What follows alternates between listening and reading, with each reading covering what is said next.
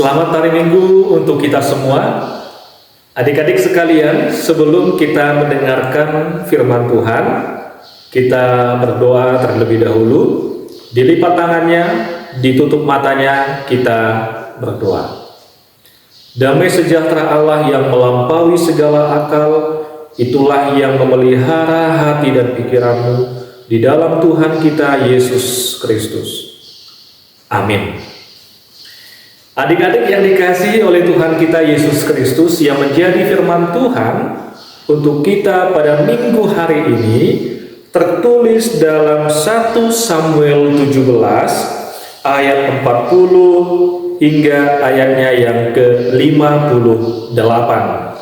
1 Samuel 17 ayat 40 sampai 58, demikian firman Tuhan.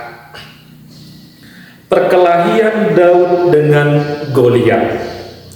Lalu Daud mengambil tongkatnya di tangannya, dipilihnya dari dasar sungai 5 batu yang licin, dan ditaruhnya dalam kantung gembala yang dibawanya, yakni tempat batu-batu, sedang umbannya dipegangnya di tangannya.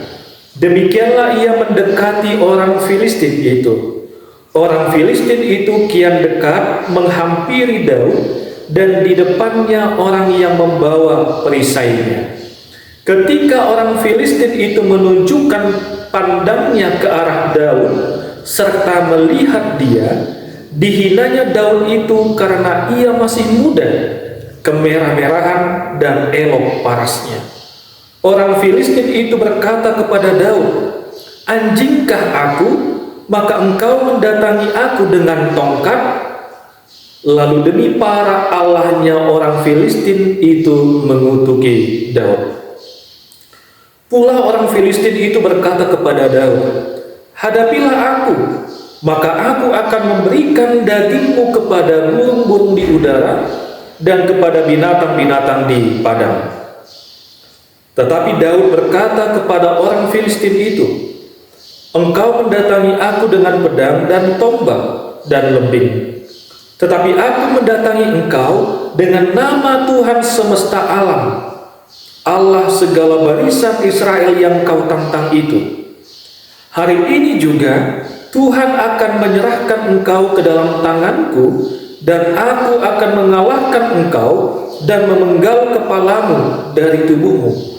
Hari ini juga aku akan memberikan mayatmu dan mayat tentara orang Filistin kepada burung-burung di udara dan kepada binatang-binatang liar, supaya seluruh bumi tahu bahwa Israel mempunyai Allah, dan supaya segenap jamaah ini tahu bahwa Tuhan menyelamatkan bukan dengan pedang dan bukan dengan lembing, tetapi di tangan Tuhanlah pertempuran, dan ia pun menyerahkan kamu ke dalam tangan kami."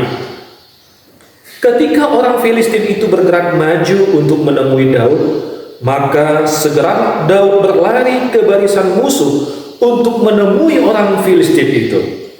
Lalu Daud memasukkan tangannya dalam kantungnya, diambilnyalah sebuah batu dari dalamnya, diumbannya, maka kenalah dahi orang Filistin itu, sehingga batu itu terbenam ke dalam dahinya, dan terjerumuslah ia dengan mukanya ke tanah.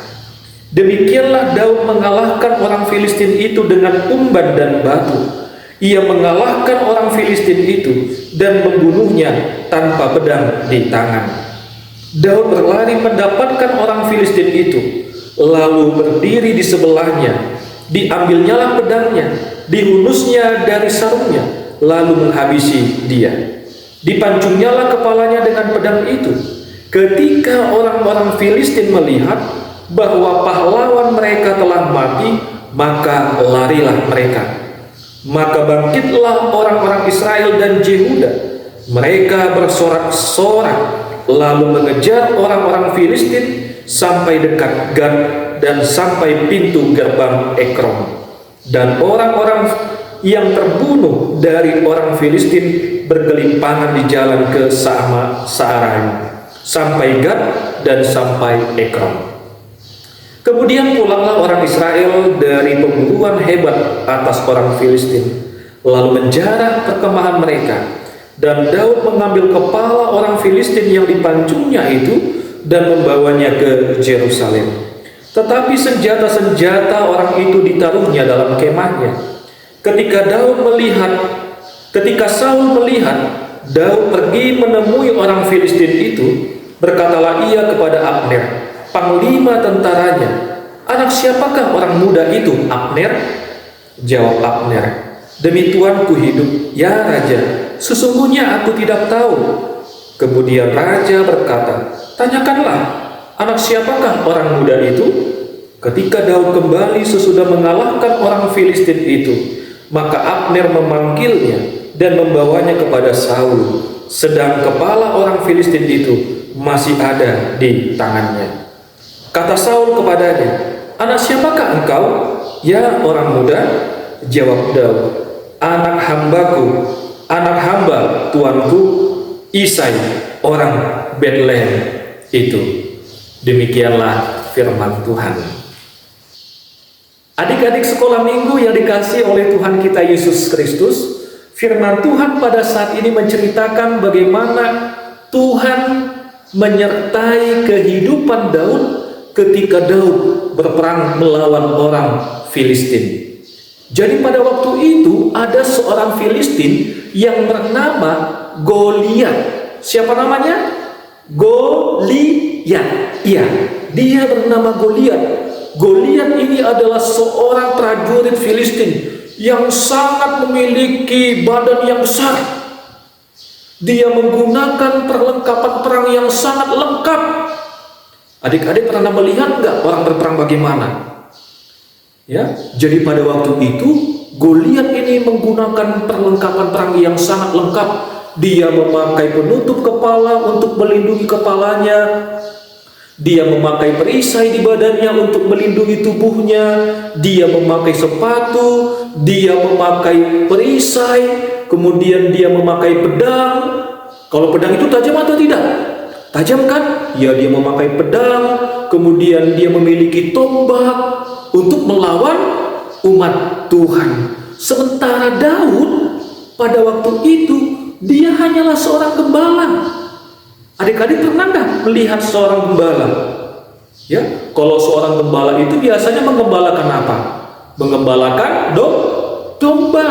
Jadi pada waktu itu seorang gembala dia hanya memakai tongkat, dia kemudian memiliki seperti tas, ya, yang memiliki kantung. Biasanya di dalam tasnya ini diletakkan batu, ya, diletakkan berbagai macam benda-benda yang diperlukan untuk menjadi seorang gembala. Ya, jadi pada waktu itu si Daud hanya memakai umban. Kalau umban itu sekarang seperti ketapel, ya, memakai umban, kemudian hanya ada beberapa batu licin di dalam tas yang dia bawa. Coba kita bayangkan sekarang, si Goliat dengan perlengkapan perang, dia pakai pedang, dia pakai perisai, dia pakai baju jirah, dia pakai sepatu yang bagus, pakai pedang, pakai tombak. Sementara Daud, dia hanya pakai batu, dia hanya pakai tas, dia hanya pakai umban yang biasa dipakai oleh seorang gembala. Tetapi pada waktu itu, ketika Daud berhadapan dengan seorang Goliat, dia tidak takut, dia tidak gentar, dia tidak menjadi ciut, tetapi dia tetap kuat dan semangat. Karena apa? Daud mengatakan dia melawan Goliat bukan dengan membawa pedang, bukan dengan membawa tombak, tetapi Daud melawan Goliat dengan nama Tuhan semesta alam. Ya. Jadi luar biasa adik-adik ya. Bukan dengan pedang, bukan dengan tombak, tetapi dengan nama Tuhan semesta alam, Tuhan yang dia percayai. Itulah yang menjadi kekuatan bagi Daud untuk melawan seorang Goliat. Dan adik-adik tahu apa yang terjadi? Ketika Daud mulai berhadapan dengan Goliat, dia mengambil batu tadi di dalam tasnya, dia memasukkan ke dalam umbannya, dan dia melemparkan batu ini kepada Goliat, dan batu itu terkena di kepala Goliat.